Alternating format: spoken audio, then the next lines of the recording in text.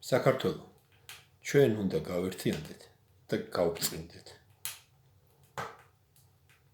და გავხდეთ ჩვენი ქვეყნის თავისუფლები, უფლები ჩვენი ქვეყნის. კაცობრიობას ჩვენ უკვე 15 წელია გვაქვს ცოცხალი წიგნი, რომლის ხარჯზეც შეგვიძლია შევაჯეროთ საერთო აზრი.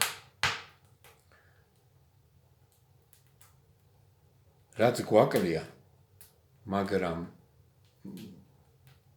პრაქტიკულად გვაქვს, ეს არის ცოცხალი სიტყვა.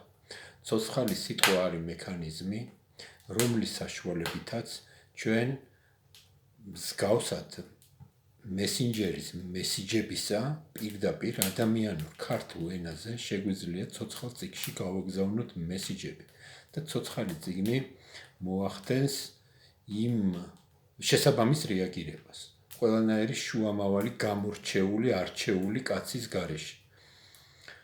გაერთიანება შესაძლებელია მხოლოდ ამ პრინციპით, რომ აღარ იყოს საჭირო არჩეული კაცი იმისათვის, რომ საერთო აზრის შეჯერება მოხდეს. აზრის შეჯერებისთვის ჩვენ გვაქვს უკვე ცოცხალი წიგნი. ეხლა 1-2 სიტყვით გეტყვით ცოცხალ სიტყვაზე. უკვე მე-4 წელი დაიწყო, რაც ამ საკითხს ესე განმარტოვებით მთაზე, თაყანებულზე ჩაუღრმავდი და აღმოვაჩინე, რომ ენის შექმნის მექანიზმი და ენის გაზდის მექანიზმი არის ორი სხვადასხვა რამე.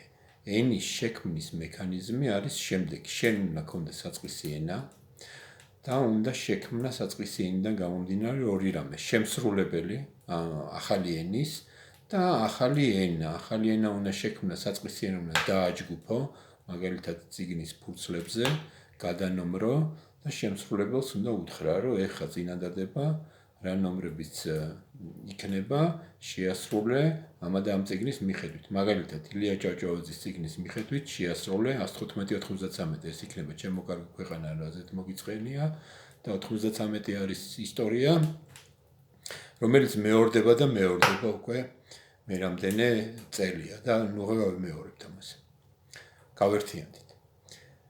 ეს არის ერთი მექანიზმი შექმნის ახალი ენის, ქვენის მექანიზმი არის. სხვა სიტყვებით რო ვთქვათ, თვითონ კომპიუტერი, პროცესორი არის წიგნი, კომპიუტერში მთავარი ერთეული, ცენტრალური შემსრულებელი არის წიგნი, რომელშიც მიმატება გამოკლება ოპერაციები არის დაჯგუფებული საწყის ენაზე, ანუ ჩვენ ენაზე, ჩვენი სამყაროს ენაზე, ტრანზისტორების და წრედების ენაზე, ჩვენი სამყაროს კანონებიდან გამომდინარე, ეს თვლიანობაში ყველაფერი აბსტრაქტულად ენაა.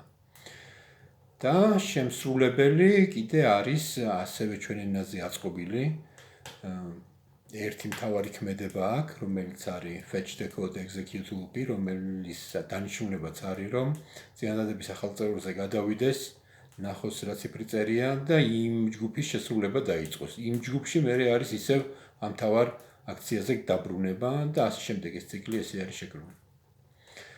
ეხლა არც ენას რო შექმნი, მე ახალი სიტყვების დამატება, ადამიანებს გვაქვს შექმნილი ეს მექანიზმი, ყველაზე აბსტრაქტული მექანიზმი ენაში ახალი სიტყვების გაჩენის, ანუ ენის აშენების.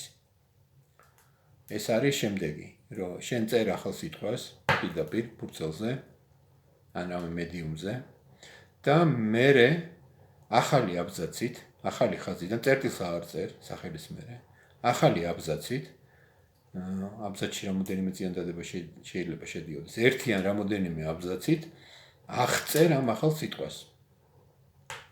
ეს არის მექანიზმი, რომელიც სულ ყველასთვის გასაგებია ჩვენთვის, ვისაც შეგვიძლია Facebook-ზე მესიჯი გავაგზავნოთ, ბავშვიდან დაწყებული დიდ დამთავრებული, შეგვიძლია გავაგზავნოთ ქართული მესიჯები. შესაბამისად, ჩვენ შეგვიძლია უკვე გქონდეს წიგნი. ეს ინსტრუმენტი არადანის პროტოკოლი ქვია ამას, რომლის საშუალებითაც პირდაპირ ამ წიგნში გავაგზავნით მესიჯებს და შევაჯერებთ აზრებს.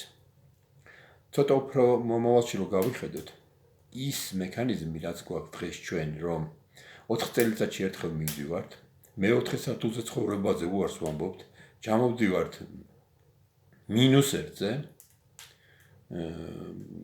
და ის რიგ შემთხვევებში თებში წავდივართ, მოკლედ ეს მექანიზმი აღარ არის, ეს მექანიზმი მოძველდა. თუ ვინმეს მომავალში მოუნდება 150 კაციანი საბავშვო ბაღის გაკეთება, პირდაპირ ცოცხალ წიგნში გააგზავნის კონტრაქტს, აღწერს რა უნდა, როგორ უნდა, ვინ არიან მასწავლებლები, პირველი წლის ბიუჯეტს თუ პირველი თვის ბიუჯეტს თუ კვარტალის ყველაფერს აღწერს და იმ შემთხვევაში თუ ეს აზრი მოსაწონი იქნება, დაფინანსდება და გვეყოლება 150 კაციანი საბავშვო ბაღი. ვისაც გვინდა დავაფინანსებთ და გავიღებთ ჩვენ ხარჯებს, ვისაც არ გვინდა არ დავაფინანსებთ. ეს არის გაერთიანებისთვის გზა, თუ გვინდა გაერთიანება, უნდა გავერთიანდეთ დღეს. აბა დროებით ვიდგეთ მაგრად.